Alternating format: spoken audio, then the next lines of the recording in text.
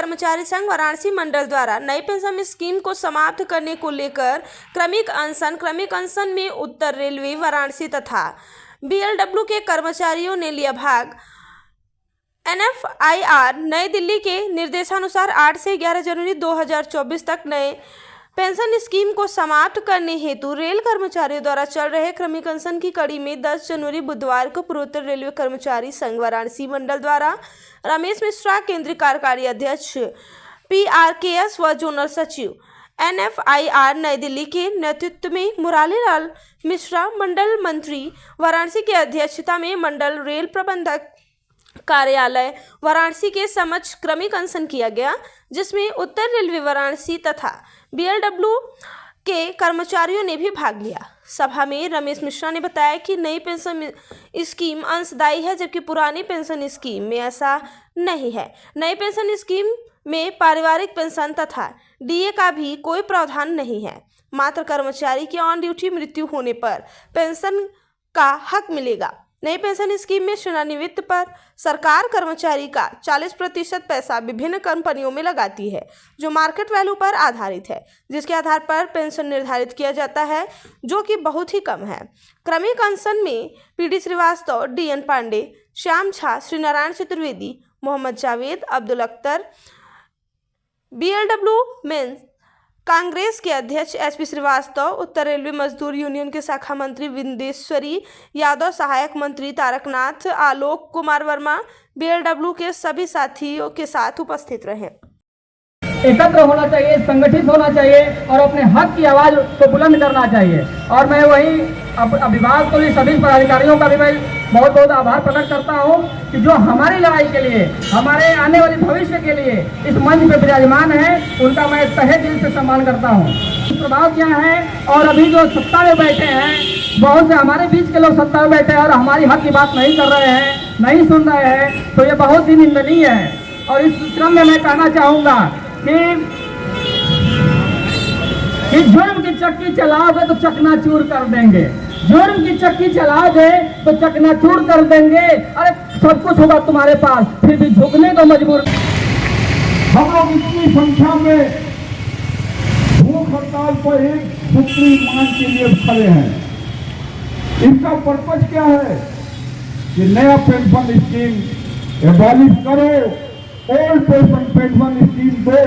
हमने जो काम किया है, जो सेवाएं दी हैं, जो रात और दिन खटे हैं, उसको लिए हमारी सुरक्षित भविष्य दो।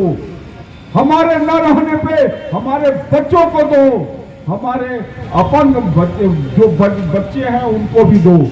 ये हमारा मांग है। हमको लड़ना पड़ेगा, निश्चित तौर पर लड़ना पड़ेगा, और बिना लड़े हुए कोई चीज मिल नहीं सकती है। इसलिए मैं यही कहता हूं कि आप लोगों को जिस तरीके से आपने आज ये किया है, हम लोगों का 4 दिनों का ये भूख उपवास शायद रंग रहा है, और प्रशासन के माध्यम से भारत सरकार को चेताने का काम करे कि पुरानी पेंशन स्कीम लागू किया कराए बिना कोई भी कर्मचारी, चाहे वो किसी भी क्षेत्र का हो, चाहे वो सिविल में काम करने वाला हो, चाहे गवर्नमेंट, सेंट्रल गवर्नमेंट का एम्प्लॉई हो, चाहे भारतीय रेलवे का काम में करने वाला कर्मचारी हो, उसको मिल जाना चाहिए। SP श्रीवास्तव, हम केंद्रीय अध्यक्ष हैं मेंस कांग्रेस DLW। पार्टी है जो न्यू पेंशन स्कीम को लेकर विरोध प्रदर्शन चल रहा है, क्या कहना चाहिए इसको लेकर सरकार से? देखिए, ये लड़ाई तो निरंतर हम लोग लड़ रहे हैं। पिछले 14 के बाद से तो लड़ाई और तेज हो गई है। जब से ये सरकार आई है, इसके पहले भी UPA के गवर्नमेंट में भी ये लड़ाई शुरू हो गई थी, क्योंकि OPS तो लागू हुआ है 2004 के बाद से ही। इसके बाद जब ये इम्प्लीमेंट हुआ, तब से हम लोग की लड़ाई चल रही है और निरंतर संघर्ष चल रहा है। पहले कुछ ट्रेड यूनियन इसमें साथ थी, अब तो सारे संयुक्त ट्रेड यूनियन, पूरे राष्ट्रीय स्तर पर सभी संयुक्त ट्रेड यूनियन इसमें सम्मिलित है। और NPS, जैसा कि सभी लोग जानते हैं, आदमी नौकरी करता है तो अपने परिवार के लिए, और उसको कम से कम वो निश्चिंत रहता है, उसको सामाजिक सुरक्षा और आर्थिक सुरक्षा उस नौकरी से मिलता है, जिससे वो जीवन पर्यंत उसका लाभ मिलता है। सेवानिवृत्त होने के बाद अगर आप उसका अधिकार छीन लेंगे, एनपीएस में उसका सारा अधिकार खत्म कर दिया है।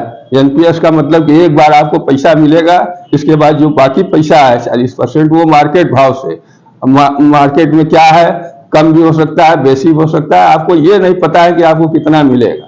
पेंशन की स्थिति यह है कि ओपीएस में जितना सुरक्षा थी, 2 बार डीए मिलता था, जनवरी में और जुलाई में हम लोग को 2 बार इंक्रीमेंट मिलता है, परिवार सुरक्षित रहा। और आप जब रिटायर हो जाते हैं, जब अशक्त हो जाते हैं, शारीरिक रूप से अक्षम हो जाते हैं, तो उस समय आपको आर्थिक सुरक्षा की बहुत ज्यादा जरूरत होती है। और ऐसे समय में सरकार वो हमारे बुढ़ापे की लाठी है, जो हमारा पेंशन है, ओल्ड पेंशन स्कीम है, उसको छीनना चाहती है। और कोई भी मजदूर इसके लिए तैयार नहीं है, सारे लोग इसका विरोध कर रहे हैं। और देखा आप, इस विरोध का फलस्वरूप कई राज्यों ने, आप देखेंगे हिमाचल प्रदेश, पंजाब, अभी हाल में महाराष्ट्र ने भी उसमें, जो कि वहाँ भाजपा का ही सरकार है एक तरह से, लेकिन उसने भी कुछ उसमें सुधार किया है कि 2005-4 की जगह 5 कर दिया कि 5 तक हम देंगे। तो इस तरह से सरकारों पर भी उसका असर पड़ा है। आज कई राज्यों में जो है पुरानी पेंशन लागू कर दिया है, लेकिन यह सरकार अपने जिद पर अड़ी हुई है। हमारे प्रधानमंत्री जी का कहना है कि उससे देश का बड़ा नुकसान होगा। और तमाम आप देख रहे हैं कि पूरे देश में किस तरह से फजूल खर्ची हो रही है। बात करें, क्या मांग करते हैं सरकार से? हम मांग ये करते हैं कि हमारा ओल्ड पेंशन स्कीम हमारा अधिकार है, हमारा हक है, हमारे बुढ़ापे का सहारा है, उसको सरकार न छीने। और जिस तरह से सभी नेताओं को, एमएलए, एमपी और तमाम अपने लोगों को पेंशन देती है, हमारा पेंशन उसी तरह बहाल कर दे। मैं रमेश मिश्रा, पूर्वोत्तर रेलवे कर्मचारी संघ का कार्यकारी अध्यक्ष, जोनल सचिव national federation of Indian railwaymen हूं। मेरे साथ में डीएलडब्ल्यू मेंस कांग्रेस के अध्यक्ष श्री भाई एसपी श्रीवास्तव जी भी हैं। मिश्रा जी, आज किस तरह का अध्ययन किया जा रहा है? आज का national federation of Indian railwaymen का एक निर्देश है कि हंगर स्ट्राइक के आधार पे प्रत्येक स्थलों पर 8 से 11 के मध्य, 8 जनवरी से 11 जनवरी के मध्य क्रमिक हड़ताल, भूख हड़ताल का प्रोविजन का आदेश दिया गया है। उसका मूल उद्देश्य है कि जो नए रेल कर्मचारी 2004 के बाद भर्ती हुए हैं, सबको पुरानी पेंशन स्कीम का लाभ मिलना चाहिए और दिया जाना चाहिए। उसके पीछे का कारण क्या है कि न्यू पेंशन स्कीम में रेलवे एम्प्लॉय को जो सेवा पूरा करने के बाद जो अमाउंट मिलना चाहिए वो नहीं मिलता है। 60% उसको दे दिया जाता है और 40% वो 4-5 बैंकों में दिया जाता है। वो मार्केट वैल्यू पर डिपेंड करता है, जिसका नतीजा है कि अनुमानतः वो 4 से 5,000 7,000 रुपए तक का पेंशन पाते हैं, जबकि पुराना पेंशन स्कीम के जो कर्मचारी हैं वो 50% लास्ट पे ड्रान का पाते हैं। दूसरा, उनको प्रत्येक वर्ष महंगाई भत्ता 2 बार मिलता है, जनवरी और फरवरी में। नए पेंशन स्कीम के तहत वो प्रोविजन नहीं है। तीसरी बात कि एम्प्लॉय पुरानी पेंशन में एक्सपायर कर जाता है या नहीं रहता है, तो उसकी विधवा, उसके अपंग बच्चों, उसकी अनमैरिड डॉटर, तलाकशुदा डॉटर, उन सबों को भी फैमिली पेंशन का प्रोविजन है। जबकि नए पेंशन स्कीम में यदि आप ड्यूटी के अंतर्गत ही एक्सपायर किए, ओल्ड पेंशन स्कीम है लेकिन वो भी फिक्स अमाउंट है 9,000 रुपीज, उसके ऊपर मासिक नहीं मिलता है। और यदि आपने पूरी सर्विस कर ली तो आपकी फैमिली को वो बेनिफिट नहीं मिलेगा। तो हम लोगों की मांग है कि भारतीय रेल एक मनोवैज्ञानिक तौर तरीके और फिजिकल देखा जाए तो मिलिट्री पर्सनल्स की तरह काम करता है, दिन रात काम करता है, अलग अलग तापमानों में काम करता है, अलग अलग भागों में काम करता है, अलग क्षेत्रों में काम करता है और 68,000 रूट किलोमीटर का के लोगों का पूरा जीवन यापन में सहयोग करता है। संरक्षित रेल यात्रा का एक उद्देश्य भी रखता है।